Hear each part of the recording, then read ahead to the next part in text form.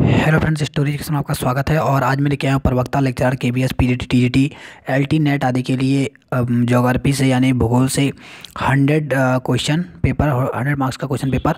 तो देखिए दोस्तों, ये हमारी पार्ट 4 का ए सीरीज है। इसमें हम 1 से लेकर 50 तक क्वेश्चन करेंगे और पार्ट 4 के 20 सीरीज में हम 51 से 100 तक क्वेश्चन करेंगे। तो चलिए दोस्तों शुरू करते हैं। तो पहला प्रश्न यहाँ पे, महासागरीय जल में सबसे अधिक मात्रा में पाए जाने वाला लवण कौन सा है। तो महासागरीय जल में सबसे अधिक मात्रा में जो पाए जाने वाला लवण है वो कौन सा है, तो वो पाया जाता है सोडियम क्लोराइड। तो यहाँ पे पहला ऑप्शन सही दिया गया है। नेक्स्ट है पे, निम्नलिखित में से किस झील में सर्वाधिक लवणता है। तो देखिए बहुत ही इंपॉर्टेंट क्वेश्चन है, ये एग्जाम में रिपीट हो चुका है। तो वह है वान झील। वान झील में सबसे ज़्यादा लवणता पाई जाती है। नेक्स्ट है यहाँ पे, उष्णकटिबंधीय समुद्रों में अत्यंत कोमल तथा स्पंज के समान शरीर वाले जीव आने शरीर की रक्षा हेतु समुद्र जल से चूना लेकर कठोर घरोंदे बनाता है, कहते हैं। तो उसे क्या कहते हैं, तो उसे कहा जाता है प्रवाल। क्या कहा जाता है, प्रवाल। तो यहाँ पे फर्स्ट ऑप्शन दिया गया वो सही है। नेक्स्ट क्वेश्चन है यहाँ पे, कुंडलाकार अथवा घोड़े की नाल जैसी आकृति की प्रवाल भित्ति किस नाम से जानी जाती है। तो किस नाम से जानी जाती है जो कि कुंडलाकार होती है या फिर घोड़े की नाल जैसी आकृति वाली जो प्रवाल भित्ति होती है, इसे किस नाम से जाना जाता है। तो इसे जाना जाता है एटॉल के नाम से। तो यहाँ पे थर्ड ऑप्शन सही दिया गया है। नेक्स्ट पे, प्रवाल भित्तियों की रचना के संबंध में निम्न में से किस विद्वान ने अपना सिद्धांत प्रतिपादित नहीं किया। तो किसने नहीं किया है, तो वह है बैंक ने। इन्होंने नहीं किया है और उन्हें किया हुआ है यहाँ पर। नेक्स्ट पे, ज्वार भाटा की उत्पत्ति में सर्वाधिक महत्वपूर्ण कारक है। तो ज्वार भाटा की उत्पत्ति में सबसे जो महत्वपूर्ण कारक है वो है सूर्य एवं चंद्रमा की आकर्षण शक्ति। और देखिए दोस्तों, आपको ये भी पता होना चाहिए कि जब सूर्य चंद्रमा और जब पृथ्वी होते हैं, जब एक सीध में होते हैं तब दीर्घ ज्वार आता है। और जब 90 एंगल की डिग्री पर होते हैं, इस प्रकार से अगर यहाँ पे पृथ्वी है, यहाँ पे सूर्य है, यहाँ पे चंद्रमा, यानी अगर 90 एंगल का बना है तो वहाँ पर क्या होता है, तो वहाँ पे लघु ज्वार आता है। ठीक है, ये आपको याद रखना है क्योंकि एग्जाम में बहुत रिपीट हो चुका है क्वेश्चन। तो लघु ज्वार जब 90 एंगल में हो तो लघु ज्वार, और जब एक सीध में हो, चाहे वो पूर्णिमा हो चाहे अमावस्या हो, तो अगर एक सीध में हो तो उस समय आता है दीर्घ ज्वार। नेक्स्ट क्वेश्चन है यहाँ पर, अप्रगामी तरंग सिद्धांत किसका है। तो अप्रगामी जो तरंग सिद्धांत है ये है हैरिस का। तो यहाँ पे पहला ऑप्शन सही दिया गया है। नेक्स्ट क्वेश्चन है पे, निम्नलिखित में से कौन सा सिद्धांत ज्वार भाटा की उत्पत्ति से संबंध नहीं रखता। तो कौन सा नहीं रखता पूछा गया है, तो वह है ज्वारीय सिद्धांत जिंक्स और जेफ्रे का, ये नहीं रखता है। नेक्स्ट क्वेश्चन है पे, निम्नलिखित में से कौन सी जलधारा हिंद महासागर की है। तो कौन सी जलधारा हिंद महासागर की है, तो वो है अगुलहास। तो यहाँ पे थर्ड ऑप्शन सही दिया गया है। नेक्स्ट क्वेश्चन यहाँ पे, भारत की निम्नलिखित झीलों में से सबसे अधिक लवणता किस में है। तो सबसे अधिक जो लवणता है वो है यहाँ पर सांबर झील में। तो थर्ड ऑप्शन सही दिया गया है।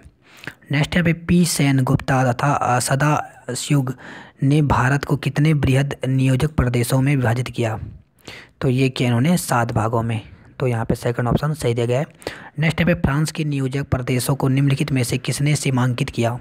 तो किसने सीमांकित किया, तो वह है चार्ल्स बुंज ने। तो थर्ड ऑप्शन यहाँ पे सही दिया गया है। नेक्स्ट क्वेश्चन यहाँ पे, भारत में प्रादेशिक असंतुलन पाया जाता है। यहाँ सर्वाधिक घनत्व दिल्ली का पाया जाता है, सबसे कम घनत्व कहाँ का है। तो सबसे जो कम घनत्व है वो है अरुणाचल प्रदेश का। तो यहाँ पे फोर्थ ऑप्शन सही दिया गया है। नेक्स्ट यहाँ पे, फ्रीडमैन ने संयुक्त सूचनांक के आधार पर निम्नलिखित में से कहाँ के विकास स्तर ज्ञात किए। तो कहाँ के विकास स्तर ज्ञात किए, तो वो किए थे इन्होंने वेनेजुएला के। तो यहाँ पे सेकंड ऑप्शन सही दिया गया है। नेक्स्ट यहाँ पे, भारत में कृषि के कितने प्रतिशत सकल घरेलू उत्पाद प्राप्त होता है। तो भारत में अगर हम बात करें तो ये होता है 52%। तो यहाँ पे थर्ड ऑप्शन सही दिया गया है। नेक्स्ट पे, भारत में भूमि हदबंदी कानून में केंद्र सरकार के दिशा निर्देशों के अनुसार कब संशोधित किया गया। तो ये संशोधित किया गया था 1972 में। तो यहाँ पे फोर्थ ऑप्शन सही दिया गया है।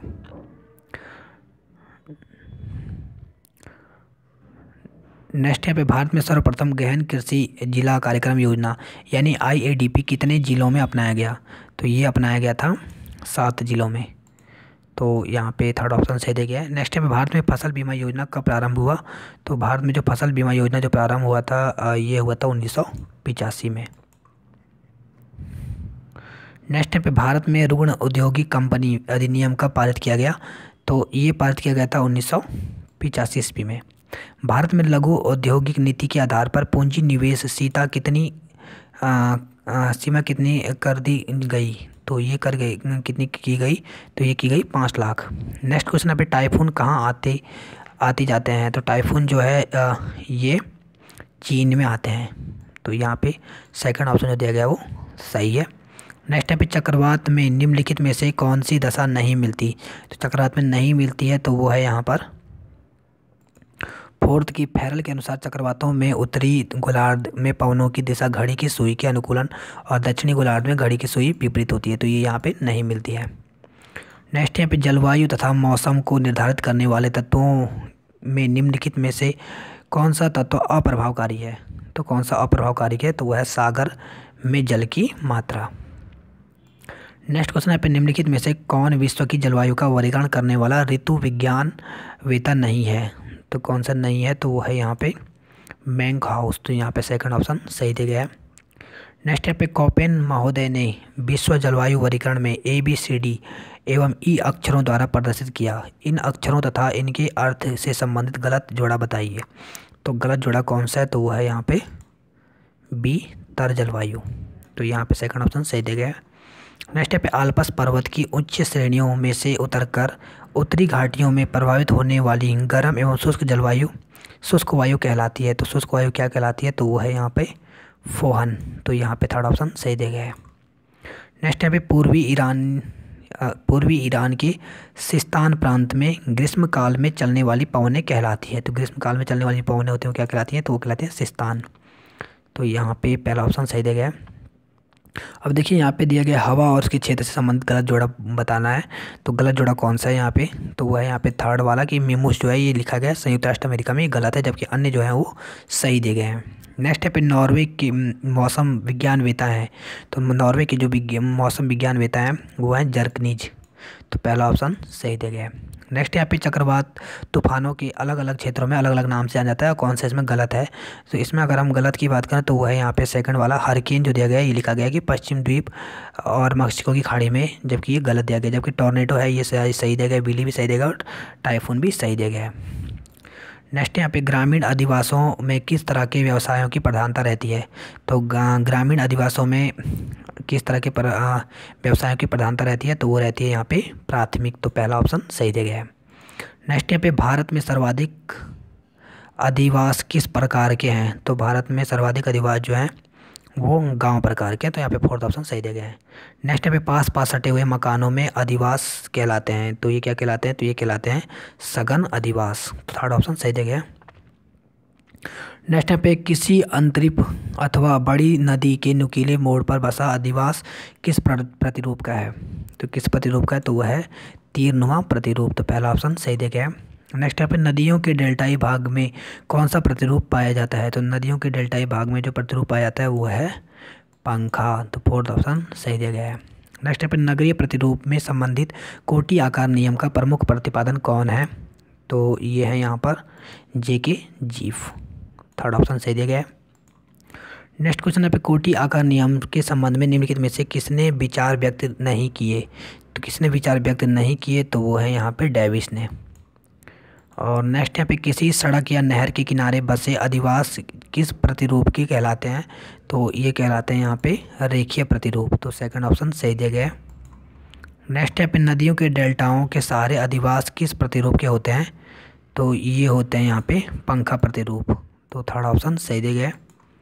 नेक्स्ट यहाँ पे जब किसी मुख्य गांव में उसी गांव के एक या दो पूर्वे थोड़ी थोड़ी दूर पर बसे हों तो वह अधिवास कहलाता है, तो वह अधिवास क्या कहलाता है, तो वह कहलाता है यहाँ पे संयुक्त अधिवास। तो यहाँ फोर्थ ऑप्शन सही दिया गया है। नेक्स्ट यहाँ पे दक्षिणी अफ्रीका में जुलू जाति के अधिवास किस प्रतिरूप के होते हैं, तो ये होते हैं यहाँ पे मधुछता प्रतिरूप के। तो यहाँ पे सेकंड ऑप्शन सही दिया गया है। किसी झील के चारों ओर बसे गांव का प्रतिरूप कहलाता है, तो ये कहलाता है निहारिका प्रतिरूप। तो यहाँ पे पहला ऑप्शन सही दिया गया है। नेक्स्ट पे भूमि उपयोग की दृष्टि से गांव के केंद्र में क्या होता है, तो गांव के केंद्र में निवास के घर होते हैं। तो यहाँ पे सेकंड ऑप्शन सही दिया गया है। अब नेक्स्ट यहाँ पे नगर प्रभाव क्षेत्र अथवा अमलैंड के समानार्थी शब्दों एवं उनके प्रयोगकर्ताओं से संबंध कौन सा जोड़ा गलत है, तो कौन सा जोड़ा यहाँ पे गलत पूछा गया है, तो वो है यहाँ पे पहला हिंडरलैंड FH ग्रीन। यहाँ पे पहला ऑप्शन गलत दिया गया है। नेक्स्ट यहाँ पे अधिवासों के संबंध में अकारिकी कटिबंध सिद्धांत का प्रतिपादन किसने किया?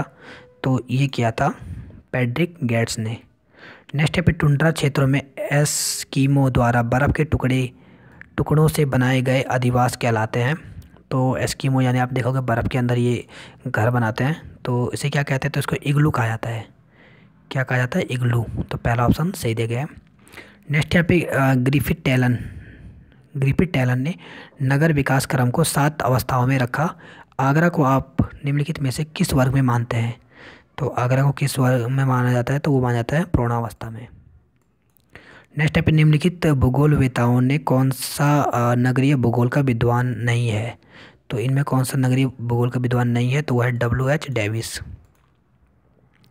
और नेक्स्ट यहाँ पे जब कोई नगर आपस में मिल जाते हैं तो वे कहलाते हैं, तो वो क्या कहलाते हैं? तो वो कहलाते हैं कन्नुरबेसन। और लास्ट है आज का यहाँ पे निम्नलिखित में से कन्नुरबेसन का सर्वोत्तम उदाहरण कौन सा है?